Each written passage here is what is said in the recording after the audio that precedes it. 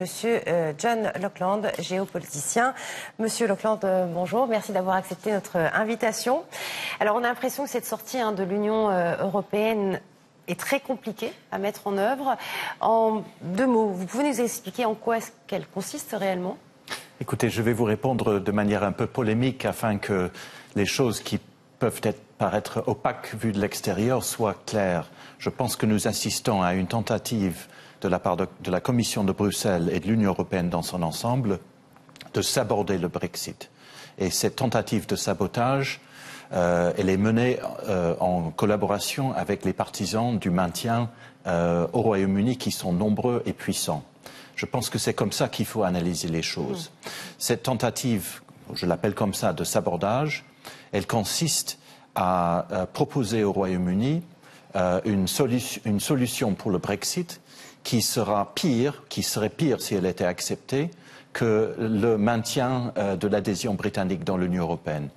Si le Royaume-Uni quitte l'Union européenne, ce qui va se faire le 29 mars 2019, mais reste dans l'union douanière, comme cela semble se profiler actuellement, au jour d'aujourd'hui, eh bien cette situation sera intolérable pour le Royaume-Uni. Ça sera une situation plus mauvaise encore que celle de la Norvège ou de la Suisse ou d'autres pays européens qui ne sont pas pays membres de l'Union européenne.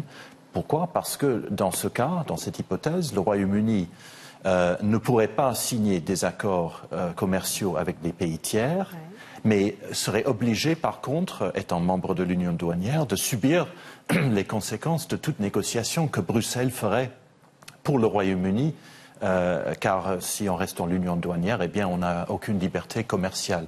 Donc, voyez-vous, c'est comme ça qu'il faut comprendre les votes au Parlement. Le Parlement, les partisans du Remain, veulent obtenir un droit de veto sur l'accord que va négocier le gouvernement. Or, cela semble raisonnable, puisque nous sommes en démocratie parlementaire. Le problème, c'est qu'ils veulent avoir ce veto pour pouvoir voter contre un accord que Londres va conclure, que le gouvernement va conclure, pour faire en sorte que le Brexit ne se réalise pas. C'est comme ça qu'il faut voir la chose. Donc, on l'a vu, les débats sont très houleux au sein du Parlement. Hier, la démission de Philippe Ly, le secrétaire d'État au ministère de la Justice. Quel impact peut avoir cette démission ? Alors, cette démission, c'est la démission d'un sous-ministre du gouvernement, c'est-à-dire c'est quelqu'un qui va quitter son poste, assez symbolique d'ailleurs, au ministère de la Justice, pour rejoindre ce qu'on appelle les backbenches, c'est-à-dire pour redevenir un simple député. En soi, la démission n'aura aucun impact, sauf dans la mesure où cela montre, et c'est cela qui rend la chose extrêmement sensible et comme vous dites, compliquée, c'est qu'il y a cette tentative de sabordage. Plus le gouvernement est faible, plus il est affaibli par des démissions, par des annonces de rébellion de la part de députés, notamment conservateurs, qui sont pour le maintien, eh bien, plus difficile devient sa tâche et plus facile devient la tâche de Bruxelles, qui veut imposer, je répète, une solution intolérable, dans l'espoir qu'avec un gouvernement futur, le Royaume-Uni va redemander l'adhésion. Parce que Bruxelles ne songe, et les pays membres de l'Union européenne ne songent qu'à une chose, c'est de punir ce pays qui a décidé de reprendre sa liberté.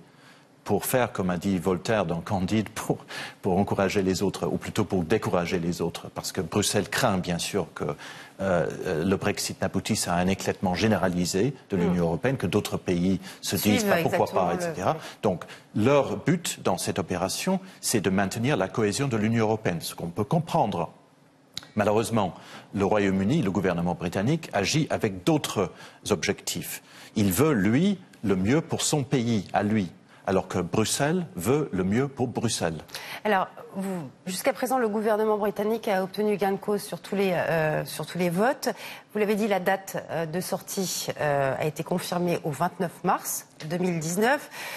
Donc, il reste environ 10 mois. Comment ça va se passer ? Alors, nous ne savons pas encore. Aujourd'hui, nous ne pouvons pas savoir comment va se passer. Parce que même si le Royaume-Uni quitte, il va quitter le 29 mars 2019, mais il y aura une période transitoire qui va durer 2 ans. C'est-à-dire qu'en fait, le Royaume-Uni ne quittera la juridiction de Bruxelles que 2 ans plus tard. Il y aura cette période transitoire. Mais nous ne savons pas aujourd'hui quelle va être la destination finale. Y aura-t-il un accord avec les autres pays membres, avec l'Union européenne, un accord commercial comme le souhaite Londres? Y aura-t-il un Brexit sans accord?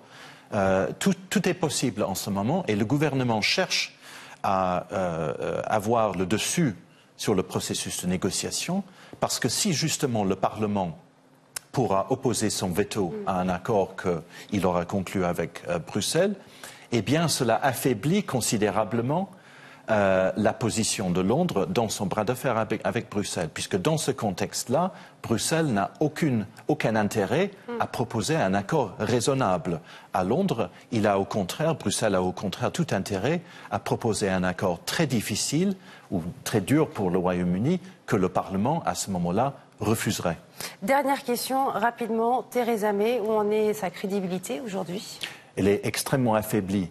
Elle a convoqué, vos spectateurs le savent, des élections anticipées en 2017 qu'elle a quasiment perdues puisqu'elle avait elle a hérité d'une majorité de 20 sièges. Elle les a tout perdus. Elle ne gouverne que avec le soutien du parti unioniste d'Irlande du Nord. Et elle est affaiblie aussi, je dirais personnellement, par son incompétence intellectuelle et politique. Elle est affaiblie intellectuellement parce qu'elle raisonne toujours en termes d'accords de libre-échange, alors que je considère personnellement qu'elle se serait mise en position de force relative si elle avait dit dès le départ aux autres pays membres, nous partons, si vous voulez un accord commercial avec nous pour nous vendre vos BMW, vos voitures allemandes, vos vins français, etc., nous ne sommes pas contre, mais c'est à vous de proposer. Au lieu de cela, elle s'est mise d'emblée, dès le début, en janvier 2017, dans une position de demandeur, de faiblesse donc par rapport à l'Union européenne. Et je pense que tout ce qui se passe maintenant est la conséquence inévitable de cette position de faiblesse qu'elle s'est imposée en fait en quelque sorte à elle-même. Très bien, en tout cas merci beaucoup pour toutes ces explications. Monsieur John Laughlin, je le rappelle, vous êtes géopoliticien. Merci. Merci.